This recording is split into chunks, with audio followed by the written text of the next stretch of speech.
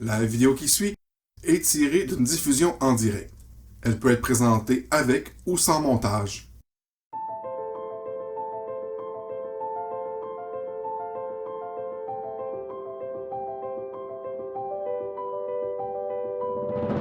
La diffusion de ce soir est possible grâce au café ludique Soirée de jeu. Soirée de jeu, c'est un concept de café ludique ayant pignon sur rue à Chicoutimi et à Alma. Vous pourrez y profiter de leurs impressionnantes collections de jeux de société qui vous seront expliqués par leurs animateurs enthousiastes tout en profitant de menus variés allant des entrées au dessert en passant par les collations ainsi qu'une belle variété de breuvages pensés pour ne pas casser le rythme de vos parties. De plus, c'est la place pour organiser 5 à 7 fêtes ou parties de bureau où vous pourrez profiter d'un menu sur mesure. Soirée de jeu, c'est aussi une boutique à la fois physique et numérique où vous pourrez acquérir quelques jeux pour garnir votre ludothèque. Un grand merci à Karine et à toute son équipe de Soirée de jeu. Alors, Le secret de mon père, c'est un jeu de placement d'ouvriers narratif, en plus qui évolue. Ça nécessite ce que vous voyez sur la table, plus une application. Faut qu'une personne ait l'application. C'est elle qui va gérer toute la narration. Il faut savoir qu'au cours de la partie, il va y avoir des choix. Et c'est toute l'application qui va gérer ça, qui va demander aux personnes concernées de répondre. Et selon ce qui va être décidé, selon ce qu'on va faire évoluer, le plateau de jeu va changer. Le plateau de jeu est sous forme de livre et l'application va nous dire quelle page. La mise en place au début peut être un peu déroutante, justement parce qu'il y a une mise en place de base à faire. En gros, mettre tout disponible, mettre les tuiles de première et deuxième génération là, les bonhommes, les plateaux de jeu.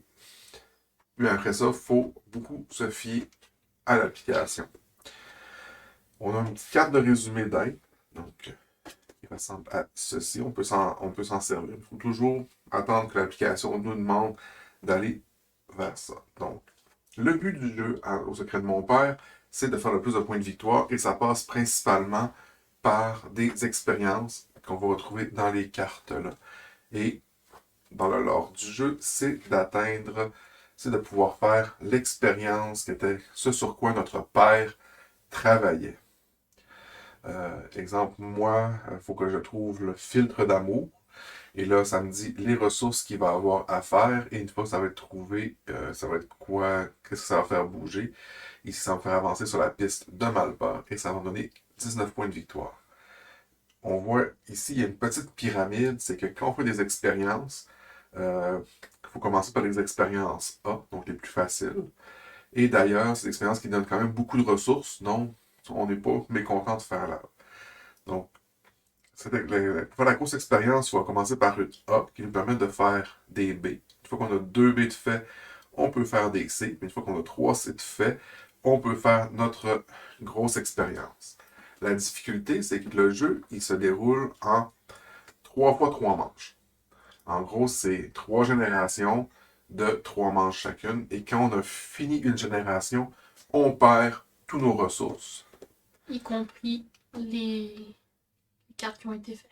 Oui, il y a un mécanisme qui nous permet d'en conserver une et il y a d'autres mécanismes de jeu qui nous permettent de conserver ou de, on va dire, d'enregistrer certaines ressources ou connaissances. Les ressources, ça va comprendre des ingrédients comme des fioles, des engrenages, des animaux, des cadavres. Les connaissances, c'est représenté par des cubes qui ça va être quoi? De la chimie, de la biologie ou de l'ingénierie ou des connaissances occultes. Et tout ça font partie des ressources. Donc, c'est quelque chose de quand même bien important de trouver une façon de pouvoir conserver ces ressources-là ou diminuer le coût des ressources. Je vais vous montrer un peu un plateau de joueurs. Donc ici, on a mon plateau de joueurs. Je commence avec 3 personnages. Donc, la base, peu importe la figurine qu'on met dans une base, ce qui est important, c'est la forme de la base. La base hexagonale, ça nous présente, c'est notre avatar. Lui, il peut aller dans les 3 pièces du domaine qui est expérimenter, donc faire les expériences. Donc, quand on a les ressources, on va expérimenter. Ici, ça me prendrait 2 fioles de connaissances en chimie, 2 connaissances en biologie, puis 2 connaissances occultes.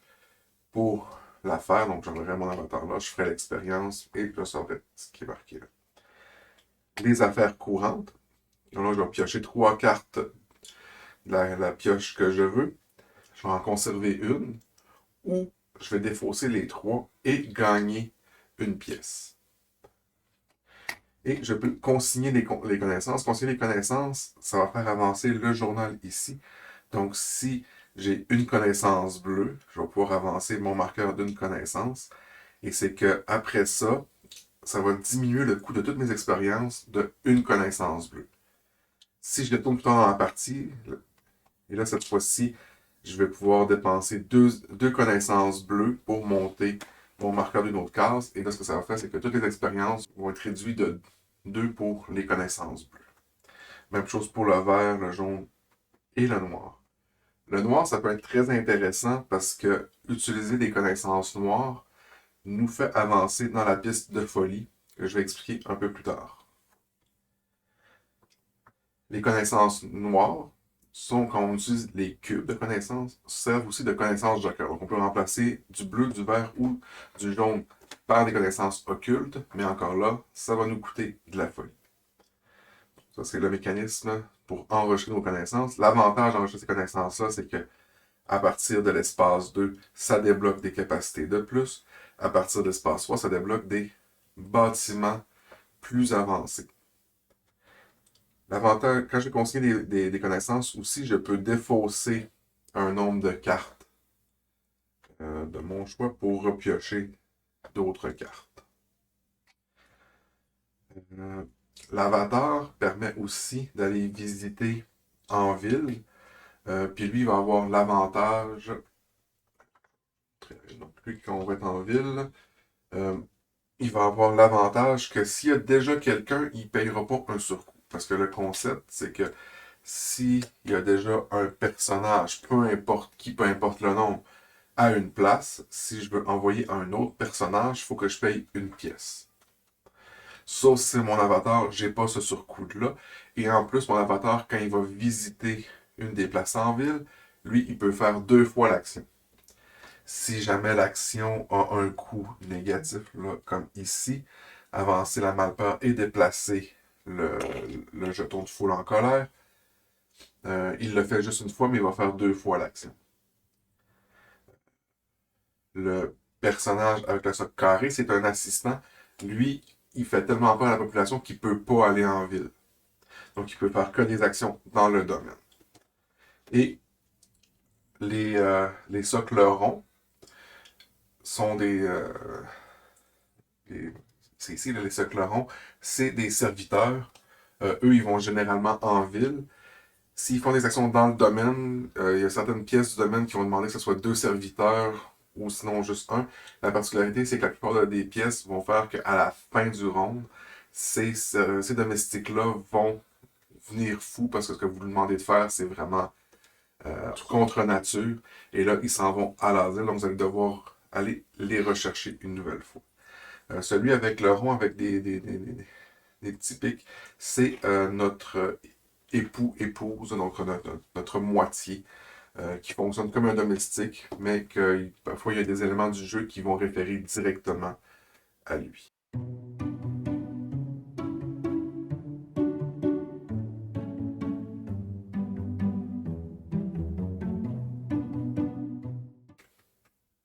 Expliquer rapidement. Là, le village va comme changer au fur et à mesure de la partie. Là, on a ici les principaux éléments. On a le cimetière, qui lui, ben, ça va faire avancer dans la malpeur et ça va accélérer les foules en colère. Ça permet d'aller chercher des cadavres. Ici, l'hôtel de ville, qui permet de reculer, de calmer les foules. Donc, ça permet de reculer le jeton de foule en colère.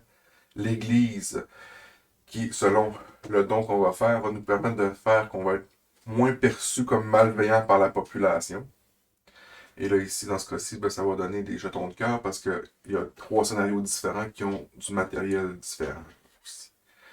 Là, ici, c'est le bureau des aménagements. Ça permet d'acheter des aménagements qui vont aller dans notre domaine. Ça donne des bonus instantanés et des bonus périodiques, soit au début de chaque ronde ou au début de chaque génération. Ça peut aller de recevoir de l'argent, recevoir des ingrédients, faire différentes actions. Ici, le parc qui permet d'aller chercher des produits chimiques, donc des fioles, le marché pour des animaux, la forge pour des engrenages. Donc tout ça, c'est des ingrédients qui sont nécessaires aux expérimentations. Et ici, bien, c'est le campement qui permet d'aller chercher présentement des connaissances occultes. Un peu plus tard, on pourra avoir une banque, des écoles, différentes choses qui vont nous permettre d'aller chercher de l'argent, d'autres connaissances. Pour l'instant, on n'y a pas. Donc, toujours le principe de j'envoie quelqu'un, là, j'avancerai dans la piste ici, puis je vais chercher une connaissance grise.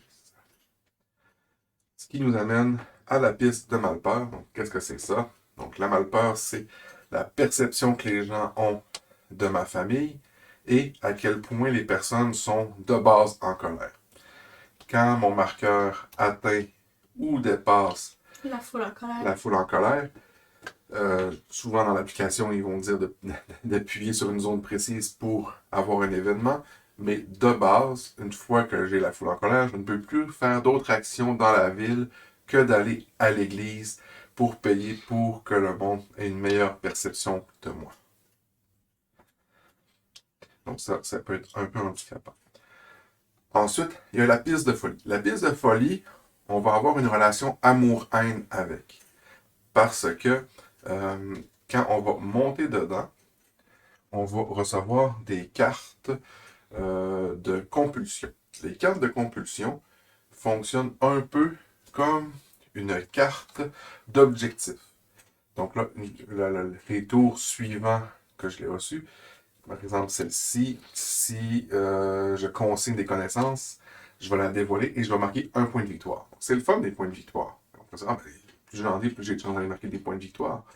Le hic, c'est que si à la fin de la génération, il m'en reste, ben, chaque paire va me donner une carte traumatisme qui, là, en fait, c'est un handicap qui va rester à tous mes descendants de la génération suivante.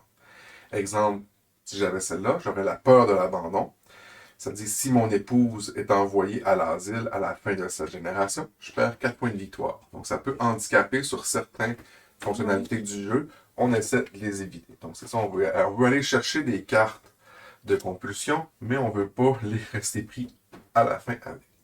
Et plus on avance, là, ça va faire remonter la malpeur.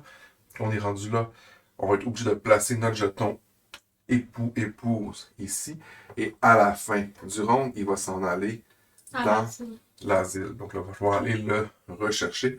À moins que ce soit la fin de la génération aussi, parce qu'à la fin de la génération, ben, vu que la famille, en fait, décède et c'est les descendants qui arrivent, ben là, c'est un nouveau époux, une nouvelle épouse qui arrive aussi. Puis, quand on arrive au bout, ben, ça peut nous faire défausser des aménagements. Et si on est au maximum, ben, chaque fois qu'on devrait augmenter, on perd 3 points de victoire. Donc, une piste qu'on flirte avec, mais on essaie de pas trop monter. Ici, on a les marqueurs de génération. Donc, après chaque manche, quand plus personne ne peut placer. En fait, quand tout le monde a placé ses personnages, on va monter ça. Et celui-ci à la fin de chaque génération. Donc, le résumé d'un tour, c'est qu'on va faire un début de génération. Donc, généralement, on va piocher une carte de chaque. On va résoudre les débuts de génération. Donc, sur nos aménagements, il va y avoir des symboles, comme on voit ici. Au début de chaque génération, ça va faire, parce qu'on a cette tuile-là, ça va faire augmenter la malpeur. Et ensuite, on va recevoir ce qui est marqué dessus. On va ensuite faire un début de manche, où là, on va recevoir 3$. On va piocher une carte dans le paquet de notre choix. Puis ensuite, on fait nos actions jusqu'à la fin de manche, où là, tous les domestiques, l'époux, ça, reviennent sur le plateau du joueur, à l'exception de ceux qui sont devenus fous, qui, eux, vont retourner à l'asile. Et il faut savoir que ensuite, on va défausser les 2 aménagements les plus bons, on va en piocher d'autres. À chaque fois qu'on va aller chercher des aménagements, on va en piocher un nouveau.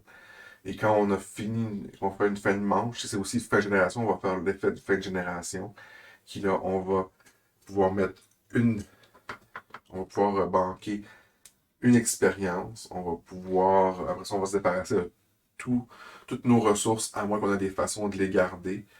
Et on va seulement conserver sur notre plateau de joueurs notre avatar, notre époux ou épouse et un assistant. Tout le reste retourne à l'asile. Et en fait, on va se défausser de nos expériences qui sont inachées aussi. Donc, ça sont dans notre main, à l'exception d'une qu'on peut garder. Puis, on va voir ce que l'application va nous dire. Donc, c'est elle qui va nous dire les changements. Donc, on va faire des changements de page, etc., etc., etc. Donc, c'est pas plus compliqué que ça. Si vous avez aimé cette vidéo, n'oubliez pas de nous donner un pouce bleu. Vous voulez en voir plus? Abonnez-vous et activez toutes les notifications pour être informé lorsque notre contenu est mis en ligne. Parce que on est plutôt chaotic good sur YouTube. On vous propose d'autres vidéos dans le même style, à gauche et à droite.